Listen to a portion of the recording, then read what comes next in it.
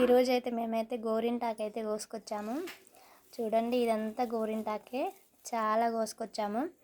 ఆషాఢ మాసం అనగానే మన 2 తెలుగు రాష్ట్రాల్లో గోరింటాకు పెట్టుకోకుండా అయితే అస్సలు ఉండరు. ప్రతి ఒక్క అమ్మాయి గోరింటాకు అయితే పెట్టుకుంటుంది. ఆషాఢ మాసంలో కంపల్సరిగా గోరింటాకు అయితే పెట్టుకోవాలంట. ఆషాఢంలో 6 సార్లు కూడా పెట్టుకుంటారంట. అలాగా ఈ గోరింటాకు పెట్టుకోవడం వల్ల మనకి హెల్త్ బెనిఫిట్స్ కూడా ఉన్నాయి.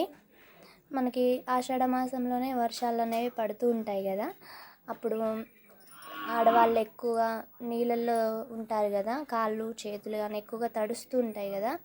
అప్పుడు ఏమవుతుందంటే ఏమన్నా ఇన్ఫెక్షన్స్ కానీ అవి రాకుండా కాళ్ళు చేతులకి గోరింటాకు అనేది మంచిగా యూజ్ అవుతుంది. దీంట్లో అయితే మేమైతే చింతపండు వేసి ఇప్పుడైతే గోరింటాకు అయితే పెడతాము. అలాగే ఒంట్లో ఉన్న వేడి కూడా తగ్గుతుందంట.